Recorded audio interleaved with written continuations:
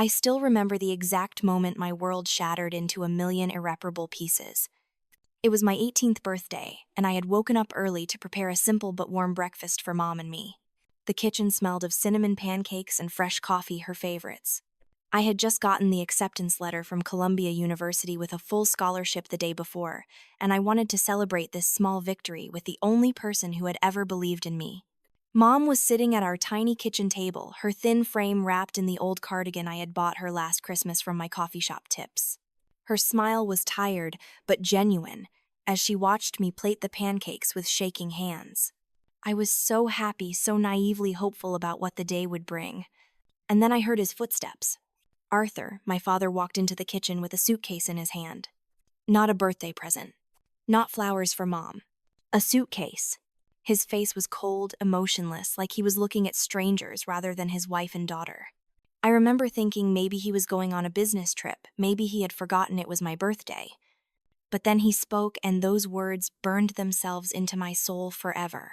Harper, you are 18 now. You and your mother will figure things out from here. I am done being patient with this life. Just like that. No explanation. No apology. No looking back. He turned and walked toward the door, and I watched in frozen horror as my mother's face crumpled. I ran after him, my feet stumbling over themselves, and I grabbed his arm, begging him to stop, to explain, to just look at me. But he shook me off with such cold efficiency, like I was nothing more than an inconvenience, and walked out the door. The sound of it closing echoed through the house, louder than any argument we had ever had, more final than any goodbye. I stood there in the doorway watching his car pull away, and something inside me broke. Mom collapsed behind me, and I turned to catch her, both of us sinking to the floor in a heap of devastation and confusion. And then, in a moment of pure rage and helplessness, I stood up, walked back to the kitchen, and smashed my birthday cake against the table. Frosting and crumbs flew everywhere, but I did not care. Nothing mattered anymore.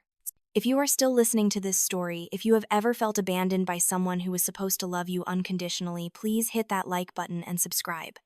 Your support means everything to me, and I promise this story has a point. Comment below if you have ever been left behind and had to rebuild yourself from scratch. Now, let me take you back to the beginning to show you how I got here. My name is Harper, and to understand how everything fell apart and came back together, you need to know where I came from. My mother, Amelia, was one of those people who made the world softer just by existing in it. She had this way of listening that made you feel like you were the only person in the universe, like your problems mattered, like you mattered.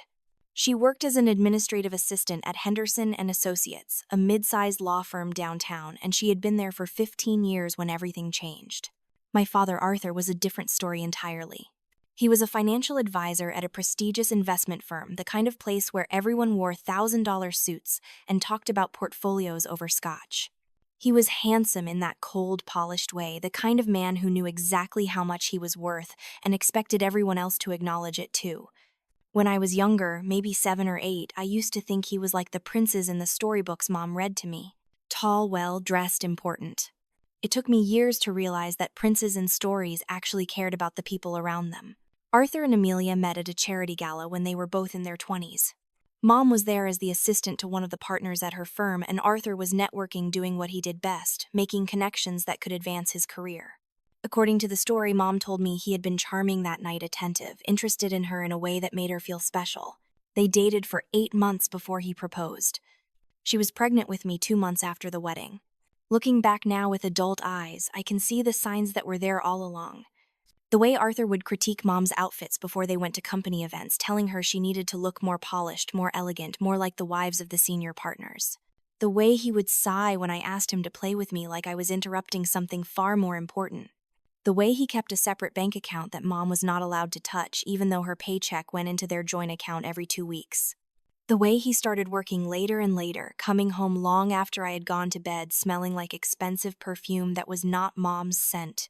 But when you are a child, you do not see these things as red flags. You just see them as normal, as the way your family works, as the way life is supposed to be.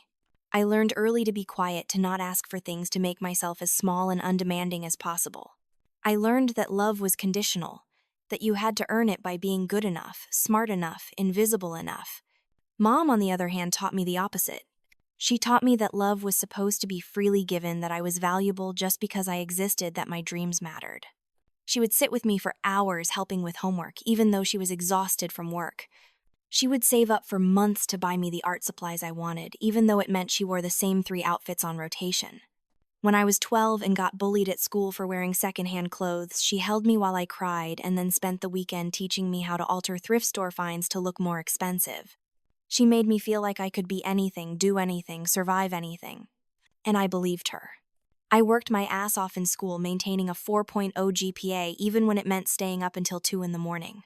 I joined every club and activity I could, not because I loved them all, but because I knew college applications needed well-rounded students. I got a job at Java Junction, a local coffee shop near our apartment, when I turned 16. The owner, a woman named Rita who had known Mom for years, took a chance on me even though I had no experience. I learned quickly, absorbing everything like a sponge. How to pull the perfect espresso shot. How to steam milk to the ideal temperature. How to read customers and know whether they wanted to chat or be left alone with their thoughts.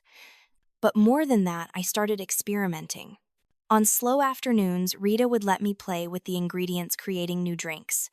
I became obsessed with the idea of making beverages that were not just delicious but actually good-for-you drinks that could boost your mood or your energy or your immune system. I read books about nutrition and herbal medicine. I tested combinations on my coworkers, taking notes on their feedback. It became my escape, my creative outlet, my way of feeling like I had control over something in a life that often felt out of control. Meanwhile, at home, things were deteriorating. Arthur was around less and less. He stopped coming to my school events. He forgot Mom's birthday 3 years in a row. He would sit at the dinner table on the rare occasions he was home, scrolling through his phone, not even pretending to be interested in our lives. And then there were the arguments. They would start small, usually about money. Arthur complaining that Mom was not managing the household budget properly, that we were spending too much on groceries or utilities or my school expenses. Mom would try to explain, to show him the receipts to prove that she was being as frugal as possible. But he never wanted to hear it. He would storm off to his study, slam the door, and we would not see him for the rest of the night. The fights got worse as I got older. Arthur started saying things that made my stomach turn, things about how he had sacrificed his potential by getting married so young, how he could have married someone from a better family, someone who could have helped his career instead of holding him back. Mom never fought back, never defended herself. She would just stand there, tears streaming down her face, and take it. And I would hide in my room, headphones on, music turned up loud, trying to drown out the sound of my family falling apart. When I was 17, something shifted. Arthur stopped coming home most nights.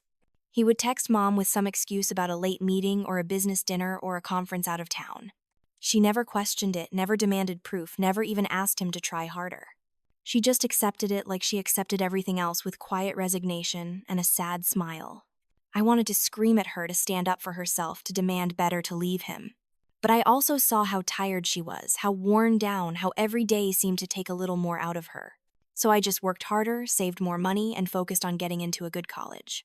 I told myself that once I got my scholarship, once I could prove that all of Mom's sacrifices had been worth it, things would get better. Dad would see that I was valuable, that we were valuable, that he had been wrong to treat us like burdens. I applied early decision to Columbia. It was a long shot, I knew that, but they had one of the best business programs in the country, and they were known for their generous financial aid. I spent 3 months on that application, rewriting my essays a dozen times, getting letters of recommendation from every teacher and mentor who had ever believed in me. When I finally hit submit, I felt like I had just run a marathon. Now all I could do was wait. The acceptance letter came on a Tuesday in March, 2 weeks before my 18th birthday. I ran all the way home from school, waving the envelope in the air like a victory flag. Mom was in the kitchen making dinner, and when I burst through the door, she took one look at my face and started crying before I even said anything. I got in, I shouted, practically dancing around the kitchen. Full scholarship, Mom. Full ride. I did it. We did it. She pulled me into the tightest hug, and I felt her whole body shaking with sobs. I am so proud of you, she whispered. So proud. You are going to do amazing things, Harper. You are going to have the life I always wanted for you. We decided to wait to tell Arthur until my birthday. I wanted it to be special, wanted to see his face when I told him, wanted to hear him say that he was proud of me too. Mom baked my favorite cake chocolate with raspberry filling, and I planned a simple breakfast where I would share the news. For the first time in years, I felt genuinely hopeful. Maybe this would be the thing that brought our family back together. Maybe this would be the proof he needed that I was worth his time and attention. And then he walked in with that suitcase, and the hope died before I could even speak. The days after Arthur left were a blur of survival instinct and barely controlled panic.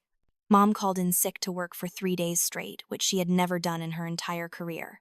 She spent most of that time in bed, staring at the ceiling, not eating, not speaking, just existing in some private hell I could not reach. I brought her water, soup, tea, anything I could think of, but most of it went untouched. On the 4th day, I sat down on the edge of her bed and took her hand. "Mom," I said, my voice shaking but determined. "I know this hurts. I know you feel like your world just ended. But we have to keep going. We have bills to pay. We have to eat. We have to survive this." She looked at me with eyes that seemed 1,000 years old, and for the first time in my life I felt like I was the parent and she was the child. "You are right," she finally said, her voice hoarse from crying. "You are absolutely right.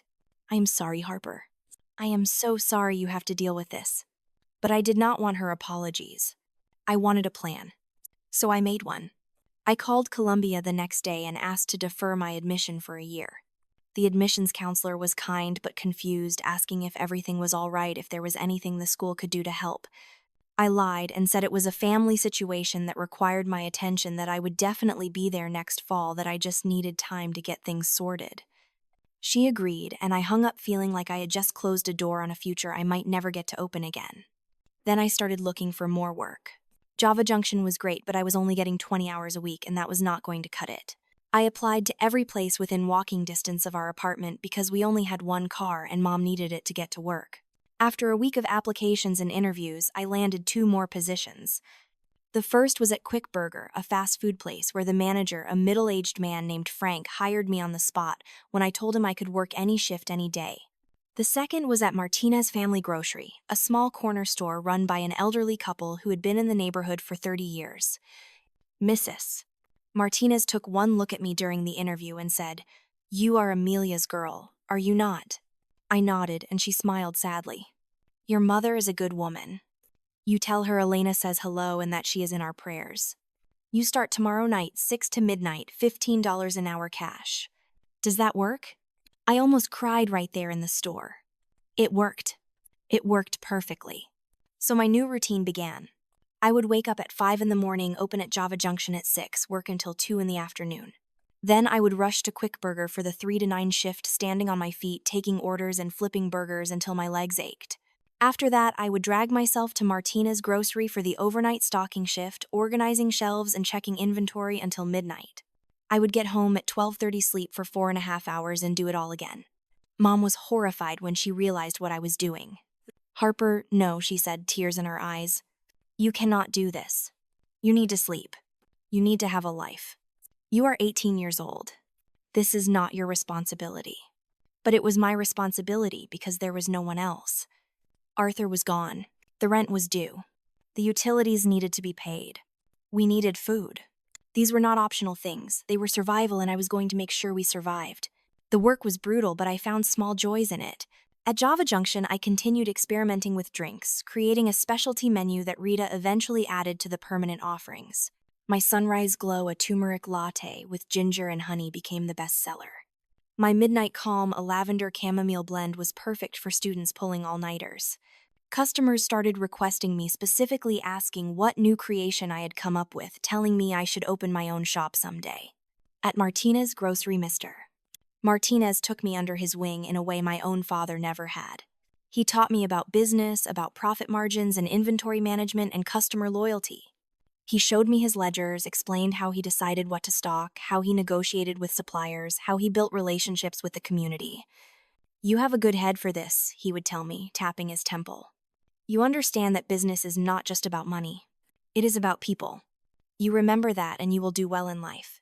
I soaked up every lesson, every piece of advice, storing it away for some future I could barely imagine but desperately wanted to believe in. Meanwhile, Mom was struggling in ways I did not fully understand at the time. She was still going to work every day, still putting on a brave face, but I could see the exhaustion etched into her features. She had lost weight she could not afford to lose. Her skin had taken on a grayish tinge. She would clutch her side sometimes when she thought I was not looking wincing in pain before plastering on a smile. I asked her repeatedly if she was okay, if she needed to see a doctor. She always had an excuse. It was just stress. She was just tired. She was just getting older. It was fine. Everything was fine. I should not worry about her. But I did worry. I worried constantly.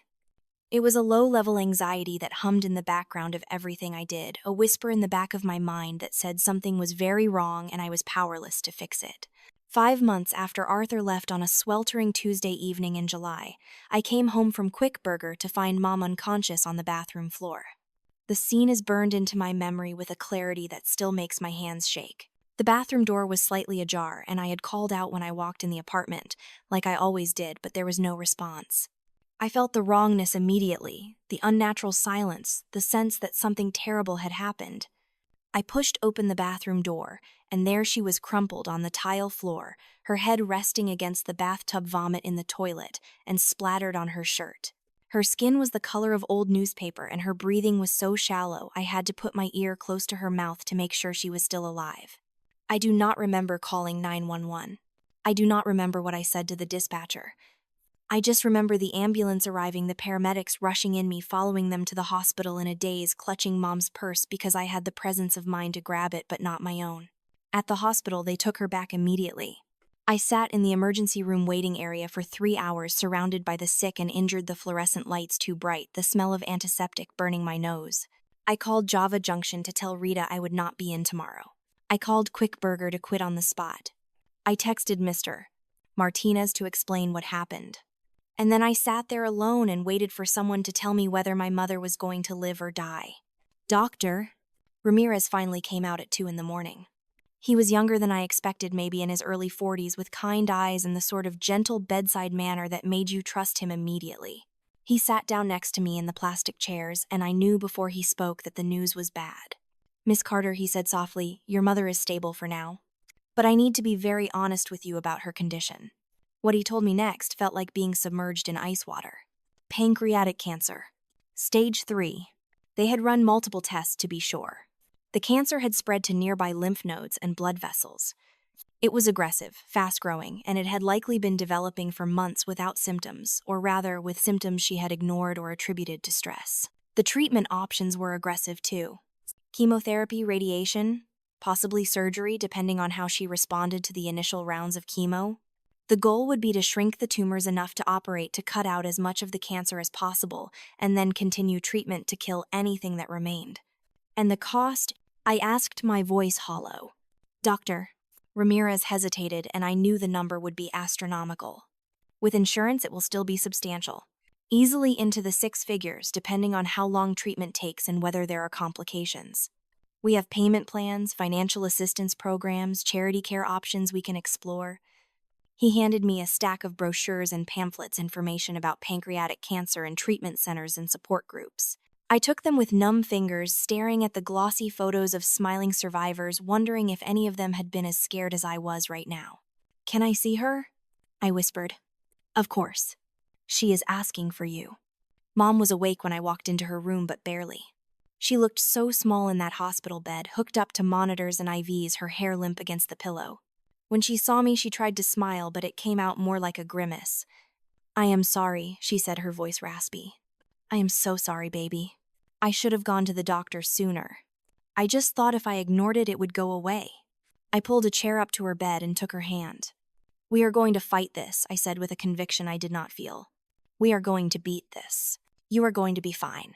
But even as I said the words, I could see the doubt in her eyes. She knew the statistics. She knew what stage 3 pancreatic cancer meant. She knew that survival rates were not in her favor. Over the next week, reality set in with brutal efficiency. The first round of chemotherapy was scheduled. The cost was staggering, even with Mom's insurance covering a portion. The bills started arriving, pages and pages of medical codes and charges that might as well have been written in a foreign language. I sat at our kitchen table with a calculator, a notepad, and a growing sense of dread, trying to figure out how we were possibly going to pay for this. I had about $8,000 saved from my 3 jobs. Mom had maybe $3,000 in her personal account. The joint account she had shared with Arthur had been drained the day after he left, not a single penny remaining. We owned our car outright, but it was a 15-year-old Toyota that was worth maybe $2,000 if we were lucky. The apartment was a rental. We had no assets, no investments, no safety net of any kind. I needed help, and there was only one place left to turn: family. Aunt Scarlett had always been a complicated figure in my life. She was Mom's older sister by 5 years, and from what I understood, they had never been particularly close. Scarlett had married well, landing Brandon, a successful real estate developer, when she was 25. They lived in a sprawling house in the suburbs, the kind of place with a circular driveway and a 3-car garage and a pool in the backyard. Their daughter Tiffany was 2 years younger than me and had grown up with every advantage I had not. The few times we had interacted at family gatherings, Scarlett had been polite but condescending, making little comments about our clothes or our car or the gifts we brought that were clearly not expensive enough. Tiffany had inherited her mother's mean streak, making fun of my secondhand outfits and my scholarship kid ambitions. But they were family, and surely family helped each other in times of crisis. That was what I told myself as I called Scarlett's number, my hands shaking as I waited for her to pick up. "Harper," she said when she answered her voice, surprised. "This is unexpected. Is everything all right?" I explained the situation as calmly as I could. Mom's diagnosis, the treatment plan, the overwhelming costs. I tried to keep the desperation out of my voice, tried to sound mature and reasonable, like this was just a temporary setback that we needed a little help with. Scarlett was silent for a long moment after I finished. Then she sighed, and I could practically see her pursing her lips in that disapproving way she had. "Harper, honey, that is just terrible. I am so sorry to hear about Amelia. But you have to understand, we have our own financial obligations. Tiffany's college fund the mortgage, Brandon's business investments. We simply cannot take on someone else's medical bills. I am not asking you to pay for everything," I said, trying to keep my voice steady. "Just a loan. Something to help us get through the first few months of treatment. I will pay you back, I swear. I am working, I can set up a payment plan." Another sigh. "Harper, the reality is that your mother made certain choices in her life. She chose to marry a man who was not financially stable. She chose to stay in a dead-end job instead of pursuing advancement, and now she is facing the consequences. I know that sounds harsh, but life is harsh. We cannot enable poor decision-making by constantly bailing people out." The words hit me like a physical blow. My mother was dying, and Scarlett was lecturing me about personal responsibility and poor choices. I felt rage building in my chest, hot and suffocating, but I swallowed it down. "Please," I said, my voice breaking. "She is your sister. Aunt Scarlett, I am begging you." "I am sorry, Harper. I truly am. But the answer is no. I have to go now, I have a hair appointment. Take care of yourself, dear." She hung up before I could respond.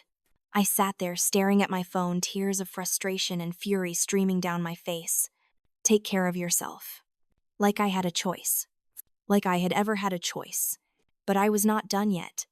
I decided to try once more in person this time, thinking that maybe if Scarlett saw my face, saw how desperate I was, she would change her mind. It was a Saturday afternoon when I drove to their house, rehearsing what I would say the entire way there. The house was even more impressive, up close, all brick and large windows and perfectly manicured landscaping. I rang the doorbell and waited, clutching a folder with all of Mom's medical documentation bills and the treatment plan Dr. Ramirez had given us. Scarlett opened the door in designer athleisure, wear her hair in a perfect ponytail, her nails freshly done in a shade of red that probably cost more than my weekly grocery budget. "Oh," she said, not quite hiding her annoyance. "Harper, I thought we already discussed this on the phone." "I know," I said quickly. "But I brought everything so you could see the actual numbers.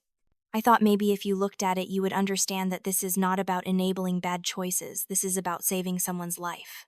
She did not invite me inside. We stood in her marble-floored foyer, and I spread the papers out, showing her the bills, the costs, the prognosis. I explained that with help, Mom's chances improved. I explained that I was not asking for charity, just a loan. I explained that she was my last hope. Scarlett looked at the papers with barely concealed disgust, like I had just asked her to touch something dirty. And then Tiffany appeared at the top of the stairs, leaning over the railing with a smirk on her face. "Mom," she called down. "Is that the cousin who dropped out of Columbia? The one who is working at like 3 fast food places now?" Scarlett did not even correct her, did not tell her to be respectful or kind. She just smiled tightly and said, "Yes, dear. We will be done in a moment." That was when something inside me finally snapped. I had tried to be polite, tried to be reasonable, tried to appeal to whatever shred of human decency might exist in these people. But it was clear that there was none. "You know what," I said, my voice cold and steady. You are absolutely right. My mom made bad choices. She chose to be kind. She chose to put other people first. She chose to love someone who did not deserve it, and to raise a daughter on her own when he abandoned us. Those were terrible choices, were they not? Much worse than choosing to be a judgmental bitch who values money over family. Scarlett's face went red. Excuse me. No, I continued gathering up my papers with shaking hands. You do not get to excuse yourself. You do not get to pretend you are some kind of success story when all you did was marry someone with money. You did not earn anything.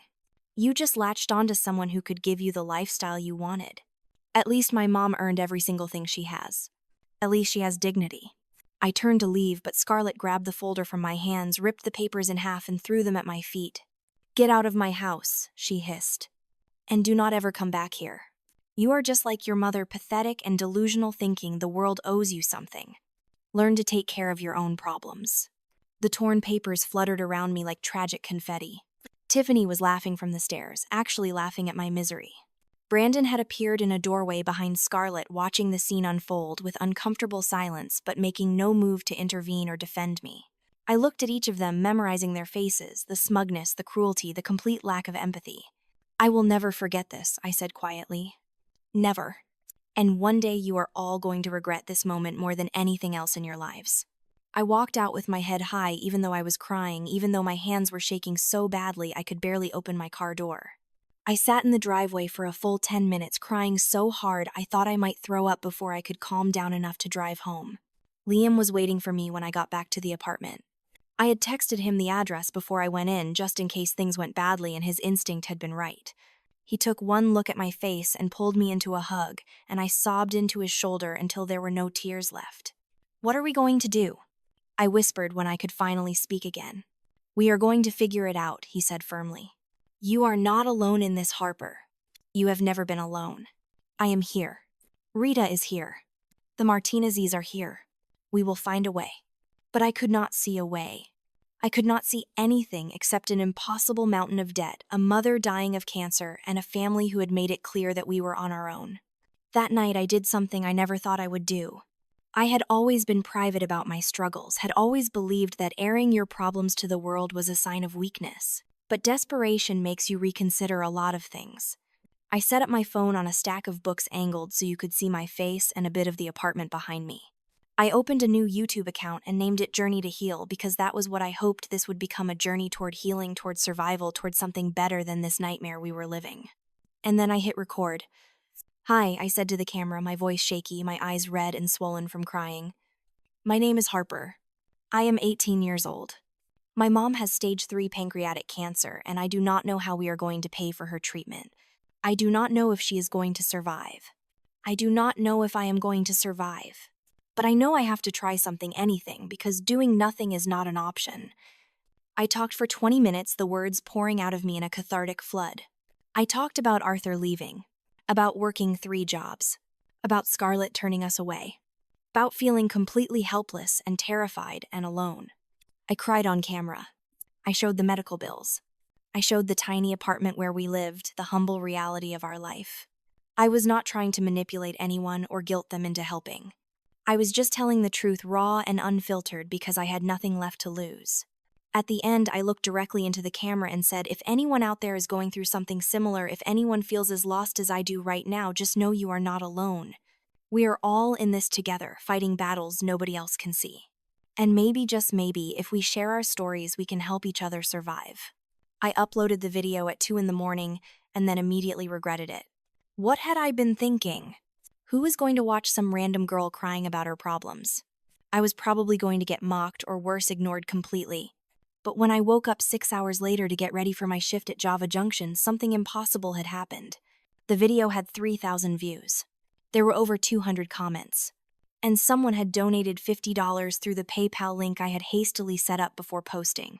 The comments were not cruel. They were not mocking. They were kind, supportive. People sharing their own stories of loss and struggle. People offering prayers and encouragement. People telling me I was brave for speaking up. And more donations were coming in. $10 here, $20 there, $5 from someone who said they were also working minimum wage but wanted to help. It was not enough to pay for treatment, not even close, but it was something. It was hope. I kept posting videos. Every few days, I would update everyone on Mom's condition, on the treatment progress, on our financial situation. But I also started sharing other things. My specialty drink recipes with detailed instructions on how to make them at home. Tips for eating healthy on a tiny budget. Meditation techniques I was learning to manage my anxiety. Information about cancer that I was researching obsessively explained in simple terms for people who were not medical professionals. And I started incorporating something else. At Java Junction, I had been developing drinks specifically designed to help with the side effects of chemotherapy. Ginger and peppermint for nausea. Protein-rich smoothies for when solid food was impossible. Gentle herbal teas for when everything else made Mom feel worse. I started sharing these recipes, demonstrating how to make them, explaining the science behind why certain ingredients helped. The response was overwhelming. Cancer patients and their families from all over the country started watching. They would comment that my recipes were actually helping, that their loved ones could finally keep something down, that these small things were making an unbearable situation slightly more bearable. Within a month, I had 10,000 subscribers. Within 2 months, 50,000. The donations were adding up too slowly but steadily. I was able to cover some of Mom's medication costs. I could afford to hire a part-time caregiver for the days I had to work. We were still struggling, still drowning in bills, but at least now we could keep our heads above water. Dr. Ramirez noticed the improvement in Mom's nutrition and energy levels. Whatever you are doing, he told me during one of her appointments, keep doing it. Her body is responding better to treatment than I expected. The tumors are shrinking. Not as much as we would like, but it is progress. Progress. That word became my lifeline. As long as there was progress, there was hope. But chemotherapy is brutal even when it is working. Mom lost all her hair, which she had always kept long and carefully styled. She lost so much weight that her clothes hung off her frame. She was nauseous, constantly exhausted, beyond measure in pain that the medications could only dull, not eliminate. There were days when she could not get out of bed. Days when she cried from the sheer misery of it all. Days when she looked at me and whispered that maybe it would be easier to just give up, to let go, to stop fighting. On those days, I would sit with her and hold her hand and tell her stories. Stories about the future we were going to have when she was better. About the coffee shop I was going to open someday, where she could sit in the corner and read her favorite books while I served customers. About the grandchildren she was going to spoil rotten. About the trip we would take to Paris, the city she had always dreamed of visiting but never had the money to see. You cannot leave me yet, I would tell her. We have too many plans. Too many things left to do. And she would smile weakly and say, you are right. I am sorry. I am going to keep fighting. As Journey to Heal grew, so did the scope of what I was trying to do. I started reaching out to oncologists, nutritionists, and mental health professionals, asking if they would be willing to do free Q&A sessions on my channel. To my surprise, many agreed. Dr. Ramirez himself came on for an hour-long session about pancreatic cancer, explaining treatment options, survival rates, and what patients and families should expect. The channel became more than my personal story. It became a community, a resource, a place where people dealing with cancer could find information, support, and hope. I started organizing weekly live streams where viewers could ask questions and share their experiences. I partnered with a national cancer charity organization which helped legitimize what I was doing and opened doors to corporate sponsorships. Coffee equipment companies started sending me free products, asking me to feature them in videos. Health food brands wanted collaborations. I turned everything into fundraising opportunities, selling branded merchandise, creating premium content for small fees, anything I could think of to generate money for Mom's treatment and for the other families who were reaching out, asking for help. Then I had an idea that changed everything. I compiled all my specialty drink recipes along with nutritional information, scientific explanations, and personal stories from people who had used them into a digital cookbook. I called it Brews of Hope Healing Drinks for Body and Soul. I priced it at $10 and promoted it on my channel, explaining that all proceeds would go directly to helping cancer patients who could not afford treatment. Within the first week, we sold 5,000 copies. Within a month, 20,000. The book got featured on a popular health and wellness blog, which led to more exposure, which led to more sales. Suddenly, Journey to Heal was not just a YouTube channel, it was becoming a brand, a movement, something far bigger than I had ever imagined. 6 months after I posted that first video, I had 500,000 subscribers. The donations and revenue from the book had covered all of Mom's treatment costs and allowed me to establish a small emergency fund for other families in crisis. I was getting interview requests from podcasts and local news stations. A literary agent had reached out asking if I wanted to turn my story into a book deal. It was surreal. I was still working at Java Junction, still living in our tiny apartment, still struggling with exhaustion and stress and the constant fear that Mom might not survive. But I was also building something meaningful, something that was helping thousands of people, something that was proving that you do not need money or connections or a perfect life to make a difference. Arthur reached out during this time, a short email sent to the contact address on my YouTube channel. He had been following my success, he said. He was proud of what I had accomplished. He thought maybe we could meet for coffee and talk about the past move forward as a family. I deleted the email without responding. He was dead to me, and no amount of success was going to change that. Mom had been in treatment for 9 months when we hit a critical moment. The chemotherapy had shrunk the tumors enough that surgery was now an option. It was risky, doctor, Ramirez explained. Pancreatic surgery was complex, the recovery would be difficult, and there were no guarantees.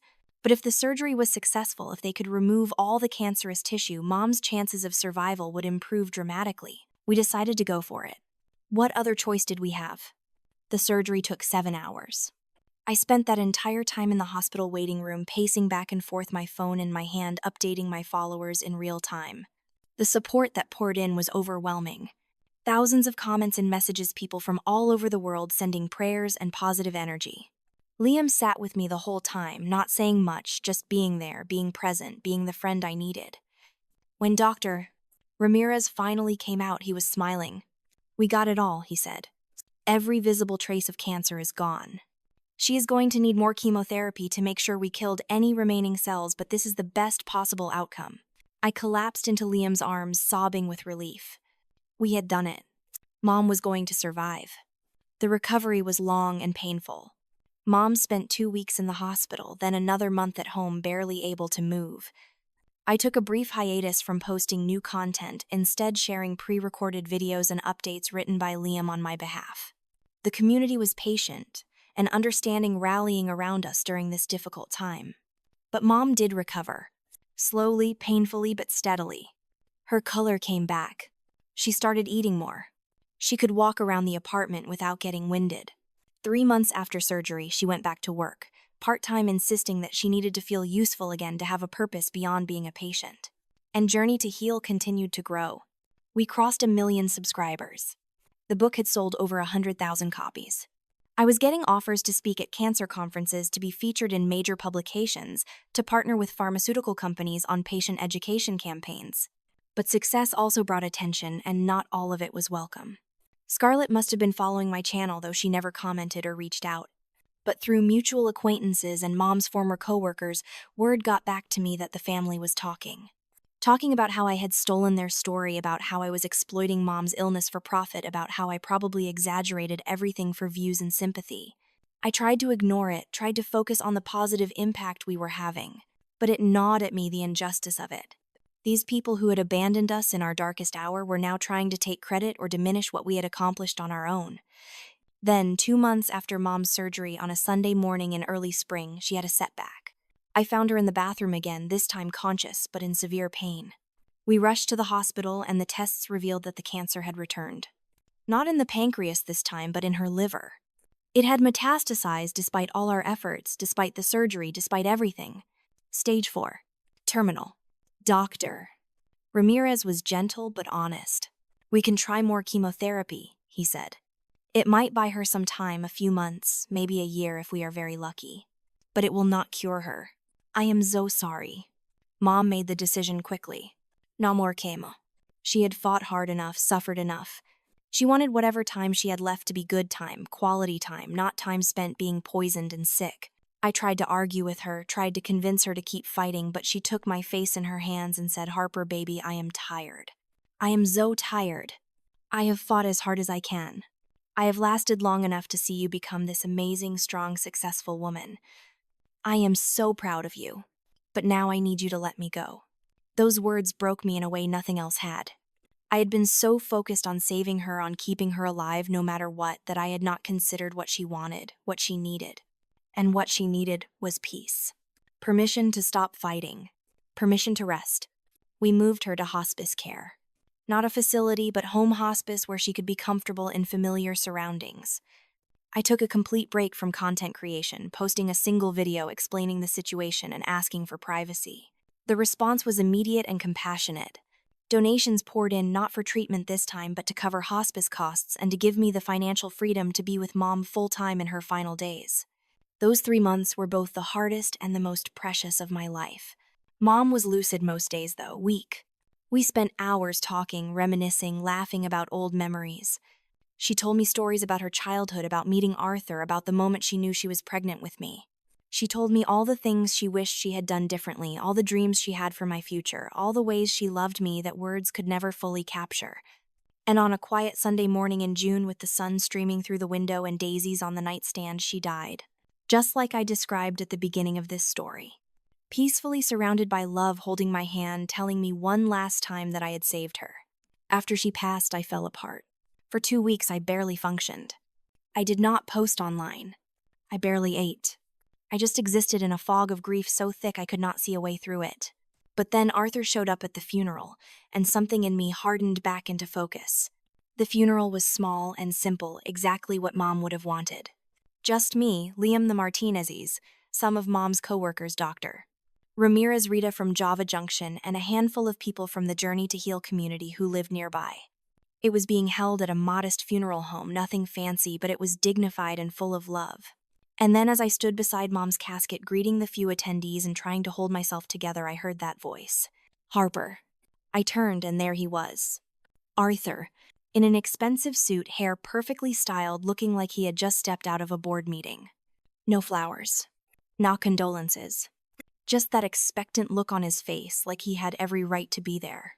"You did well here," he said, gesturing around the room like he was appraising real estate. "Nice service. Very respectable. Now I think we need to discuss your mother's estate. And, of course, the income you have been generating. I believe as your father, I'm entitled to a portion of that. The audacity of it. The sheer breathtaking audacity. I felt something snap inside me, something that had been barely held together by grief and exhaustion. Before I fully registered what I was doing, my hand flew across his face. The slap echoed through the funeral home like a gunshot, and every conversation stopped. Every head turned. "You do not get to talk about her," I said, my voice low and shaking with rage. "You do not get to stand in this room and pretend you cared. You are not my father. You are nothing to me. Get out. Get out right now." Arthur's face turned red, whether from the slap or from anger, I neither knew nor cared. He raised his hand, and for a moment I thought he was actually going to hit me back. But Liam was there in an instant, stepping between us, and so was Mr. Martinez and Mom's former boss from the law firm. They formed a wall between us, and Arthur seemed to realize that hitting me in front of witnesses would not go well for him. "You will regret this," he hissed at me. "You will hear from my lawyer." Looking forward to it, I shot back. He stormed out, and the funeral continued, but the damage was done. The peaceful memorial I had wanted for Mom had been tainted by his presence, by his greed, by his complete inability to see her as anything more than a financial opportunity. It was Liam who suggested what happened next. He had been with me through everything, had seen every horrible thing my family had done, every way they had failed us. And he said, "You need to confront them. All of them. Not for them. For you. For closure." He was right, I realized. I needed to face them one final time, not as the scared, desperate girl begging for help, but as the woman I had become despite them. So I sent out formal invitations to a family meeting. Professional, typed on quality paper, sent via certified mail, so I would know they received them.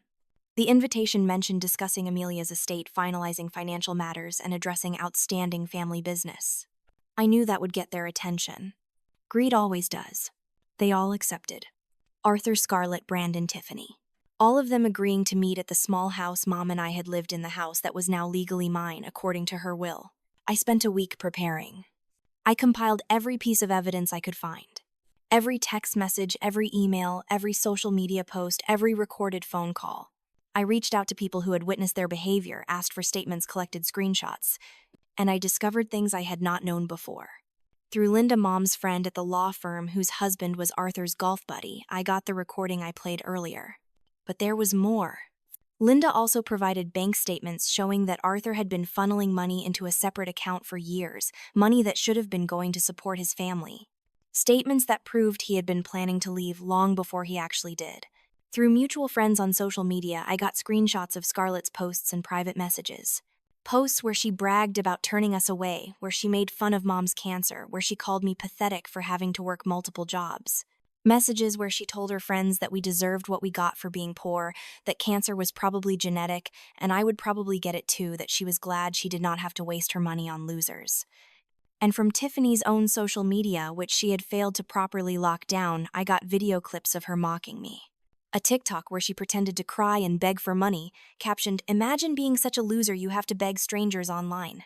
Another video where she showed off expensive purchases while saying, "At least some of us actually have money instead of playing the victim." I had everything I needed. Everything that would prove exactly what kind of people they were. I hired Miss Chen, a lawyer who specialized in estate law, to be present at the meeting. She had offered her services pro bono after seeing my story, moved by what we had been through. Together, we set up the living room like a conference space. Chairs in a semicircle. A large screen mounted on the wall. My laptop connected to speakers. A stack of legal documents on the coffee table. They arrived at the scheduled time, and I could see the greed in their eyes. Arthur was calculating, already planning how he was going to claim a share. Scarlett had that smug expression she always wore, confident that her status as Mom's sister gave her some kind of leverage. Brandon looked uncomfortable but complicit, following his wife's lead. Tiffany was on her phone, barely paying attention, clearly thinking this was a waste of her time. "Thank you all for coming, Miss," Chen said professionally. "Please have a seat." They sat, and Scarlett immediately put on her fake sympathetic voice. "Harper, sweetie," she began. "First, let me say how sorry I am about your mother. We all are. Amelia was such a special person, and she would be so proud of everything you have accomplished. I have been following your channel. Simply amazing." "Is that so?"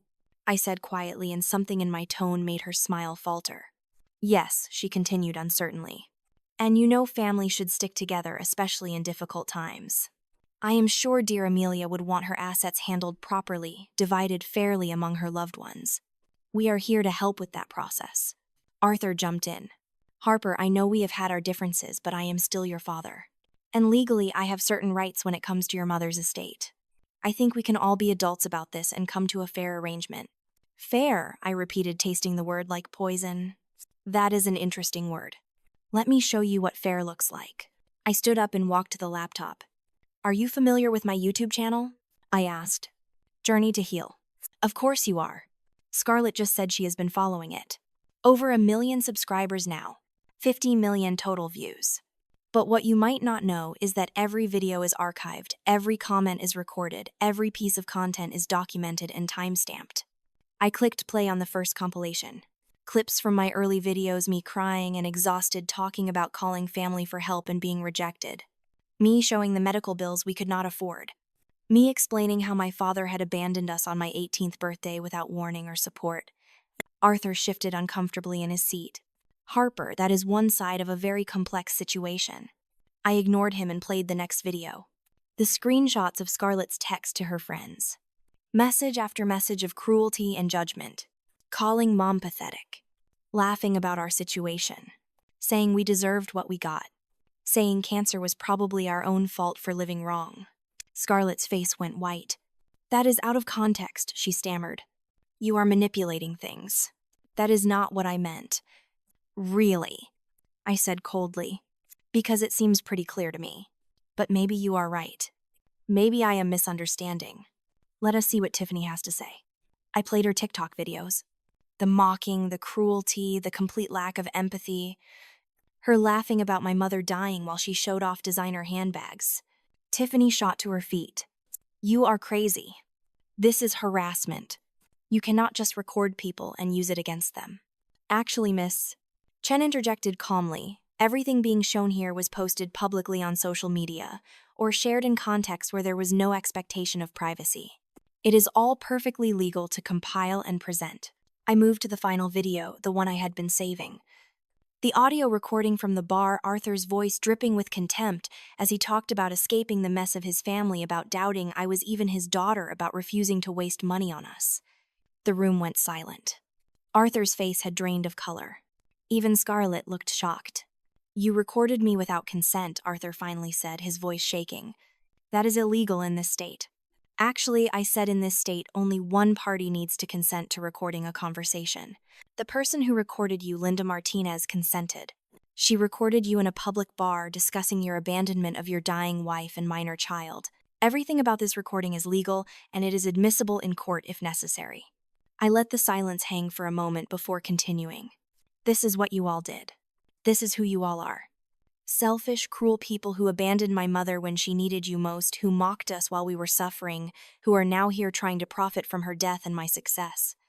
But Harper Brandon started weakly, but I cut him off. No, you do not get to speak. You stood by and let your wife abuse us. You are just as guilty. I picked up the legal folder and slammed it on the coffee table. This is my mother's will properly executed and notarized. I am the sole heir to her estate, which includes this house and all her personal effects. This document, I picked up another folder, establishes Journey to Heal as a registered 501c3 nonprofit organization. I am the founder and director. Every dollar donated goes through the organization, which means it is not personal income and is not part of any estate. It is charitable funds designated for helping cancer patients. And this, I picked up a third folder, is a cease and desist letter. If any of you attempt to contact me to claim any portion of my mother's estate, to spread lies about me or my work, or to interfere with my life in any way, I will release every single piece of evidence I just showed you to the public. My channel has over 1 million followers. They would be very interested to know the truth about my family. You would not dare, Scarlett said, but her voice was trembling. Try me, I said, meeting her eyes.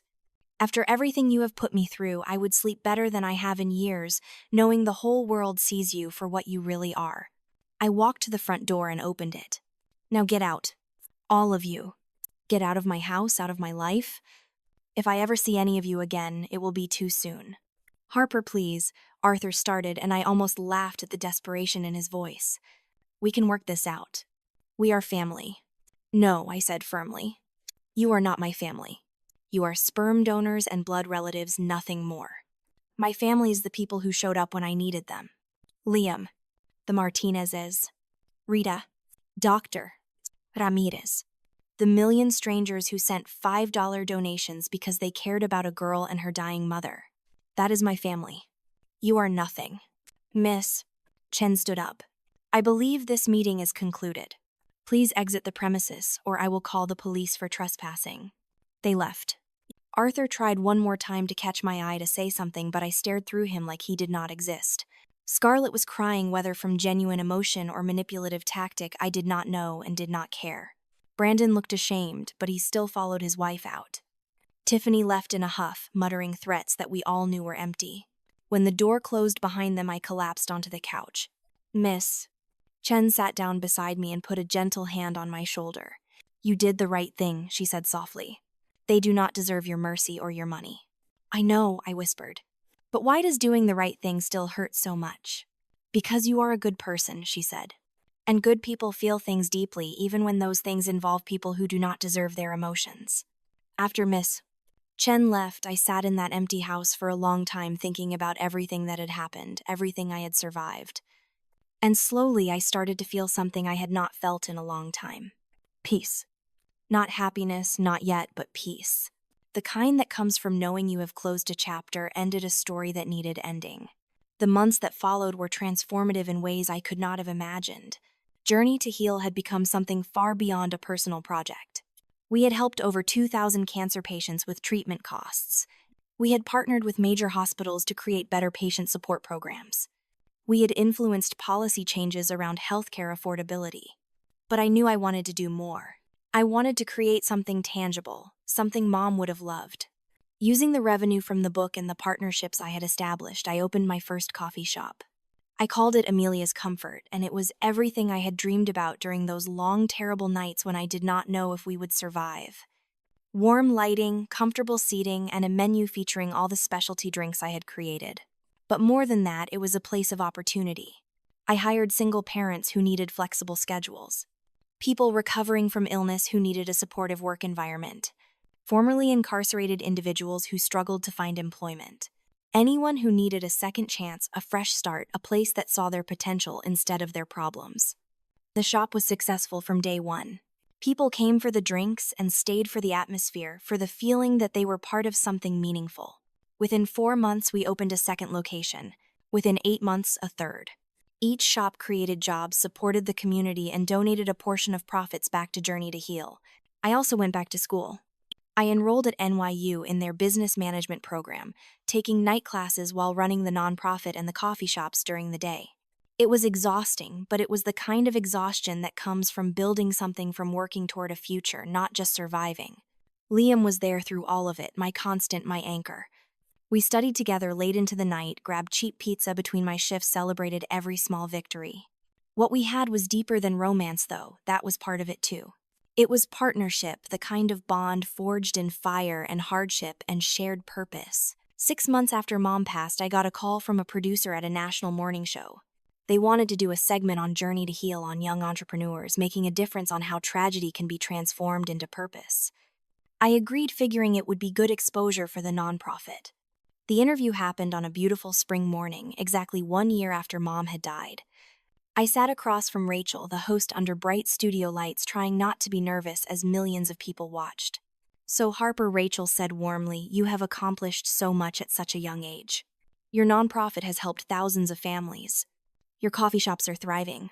You are back in school pursuing your degree. What drives you? What keeps you going?" I thought about the question, about all the easy answers I could give. But I decided on the truth. My mom used to tell me that the best revenge is not destruction, it is creation. It is building something so beautiful, so meaningful, that it proves the people who doubted you were wrong. Everything I do is for her, to honor her memory, to help other families avoid what we went through, and to prove that your circumstances do not define your potential. "That is beautiful," Rachel said, her eyes getting a little misty. "And what would you say to young people who are facing their own impossible situations right now?" "I would say you are stronger than you think. I would say that asking for help is not weakness, it is wisdom. I would say that the people who matter will show up for you, and the people who do not are just making room for better people to enter your life. And I would say that your pain does not have to be wasted. It can be transformed into purpose, into power, into something that helps others." After the interview aired, Journey to Heal gained another 100,000 subscribers in a week. The coffee shops had lines out the door. I got offers to speak at conferences, to write a memoir, to consult for other nonprofits. Forbes did a feature. Entrepreneur magazine put me on their 30 under 30 list. But the success, as gratifying as it was not what mattered most to me. What mattered was the emails I got from cancer patients saying my recipes helped them through chemotherapy. What mattered was the single mother who got hired at one of my coffee shops and sent me a thank you card saying it saved her family. What mattered was knowing that Mom's suffering and mine had been turned into something that eased suffering for others. On the 1-year anniversary of Mom's death, I drove to the cemetery with an armful of white daisies. It was a perfect June morning, warm but not hot, with a gentle breeze that felt like a blessing. I sat down on the grass next to her headstone and started talking the way I always did when I visited. "Hey, Mom. I did the national TV interview today. It went well, I think. Forbes is doing a feature next month. The nonprofit helped its 2,000th patient last week. Liam and I signed the lease on the 4th Amelia's Comfort location yesterday. You would love it, Mom. It is in that neighborhood you always liked, near the park with the cherry blossoms." I traced my fingers over her name on the stone, the granite smooth and cold under my touch. "He kept my promise. I made them see what they did. I showed them the truth about themselves, and I made sure they could never hurt us again. But you know what, Mom? I do not think about them anymore. I do not dream about revenge or imagine them regretting their choices. Because the best revenge was not destroying them. It was building something so beautiful that they became irrelevant." The wind picked up, rustling through the trees, and I closed my eyes, imagining it was her hand stroking my hair the way she used to when I was small. I forgave them. Not because they deserve it. Not because they apologized or changed. But because holding on to that hate was like drinking poison and expecting them to die. So I let it go. I forgave them and I moved on. And Mom, that is how I won. Not by making them lose, but by refusing to let their cruelty define me. I stood up slowly, my knees stiff from sitting. I placed the daisies carefully on her grave, arranging them the way she liked. And then I smiled through my tears because even though she was gone, even though the grief was still there, I was okay. More than okay. I was happy. I was successful. I was helping people. I was living a life that meant something. I have got class tonight. Business ethics. Can you believe it? Me studying ethics. But I will be back next week, Mom. I will tell you about the new location, about the scholarship program we are setting up, about all the good things we are building in your name. I love you. Always. As I walked back to my car, I thought about the girl I had been 3 years ago. The terrified 18-year-old watching her father walk out the door. The desperate daughter begging family for help. The exhausted worker juggling 3 jobs and still drowning. That girl felt like someone else, someone I used to know but no longer was. In her place was a woman who had learned that family is not always blood. That love is shown through actions, not words. That resilience is not about never breaking, but about how you put yourself back together. That success is not measured in money or fame, but in the positive impact you leave on the world. I had learned that you cannot control who loves you or who stays. You cannot control who betrays you or abandons you. But you can control who you become in the aftermath. You can choose whether to let the pain make you bitter or better. You can choose to turn your scars into stories that help others survive their own battles. My name is Harper. This is not a story of victimhood. It is a story of transformation. It is a story of a girl who was left behind and decided to build something no one could ever take away.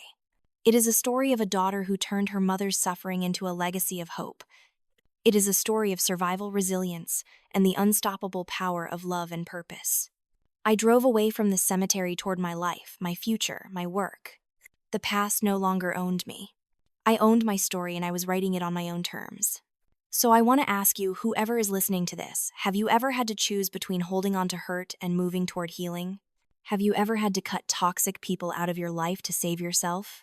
What did you learn from your pain? Drop a comment below and share your story. And if this resonated with you, hit that like button and subscribe. Because stories like ours, stories of survival and strength, they matter. We matter.